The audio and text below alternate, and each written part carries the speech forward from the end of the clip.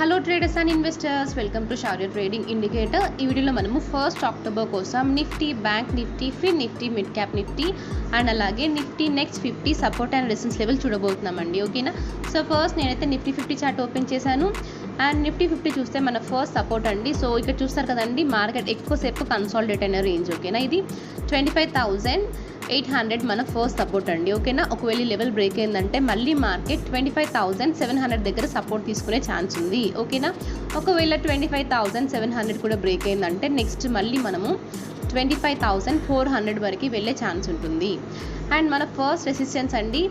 So ఈరోజు మనకి చాలా మంది సెలర్స్ అయ్యాడు కదా, సో వీళ్ళందరూ మన రెసిస్టెన్స్ అనమాట. ఓకేనా, సో మన ఫస్ట్ రెసిస్టెన్స్ వచ్చేసి 25,872 మన ఫస్ట్ రెసిస్టెన్స్. అది బ్రేక్ అయ్యాక నెక్స్ట్ సెకండ్ వచ్చేసి 25,908 మన సెకండ్ రెసిస్టెన్స్. అది బ్రేక్ అయిందంటే 26,000 మన థర్డ్ రెసిస్టెన్స్. అది కూడా బ్రేక్ అయిందంటే నెక్స్ట్ మళ్ళీ మనకి 26,200 దగ్గర రెసిస్టెన్స్ ఉంది అంటే. ఓకేనా, అండ్ నెక్స్ట్ మనం బ్యాంక్ నిఫ్టీకి వస్తే, సో బ్యాంక్ నిఫ్టీలోనైతే మనం ప్రస్తుతానికి సపోర్ట్ జోన్లోనే ఉన్నామండి. సో చూస్తున్నారు కదండి, గ్రీన్ కలర్ బయ్యర్ జోన్లోనే ఉన్నాం మనం. సో బయ్యర్ జోన్ 52,880 వరకు ఉంది అండి. ఒకవేళ 52,880 కిందికి వెళ్ళామంటే మళ్ళీ మనము 52,170 వరకు వెళ్ళే ఛాన్స్ ఉంటుంది. ఓకేనా, అండ్ అలాగే మన ఫస్ట్ రెసిస్టెన్స్ అండి 53,073 మన ఫస్ట్ రెసిస్టెన్స్. అది బ్రేక్ అయిందంటే నెక్స్ట్ 53,300. ఒకవేళ అది కూడా బ్రేక్ అయిందంటే నెక్స్ట్ మళ్ళీ మనము 53,900 వరకు వెళ్ళే ఛాన్స్ ఉంటుంది. అండ్ నెక్స్ట్ మనం వచ్చేసి ఫిన్ నిఫ్టీ అండి.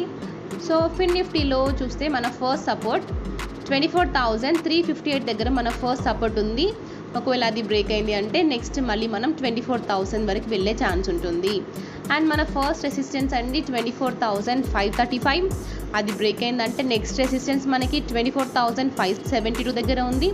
అది బ్రేక్ అయిందంటే నెక్స్ట్ రెసిస్టెన్స్ వచ్చేసి 24,680 దగ్గర ఉందండి. ఓకేనా, నెక్స్ట్ రెసిస్టెన్స్ వచ్చేసి 24,950 దగ్గర మన లాస్ట్ రెసిస్టెన్స్ ఉంది.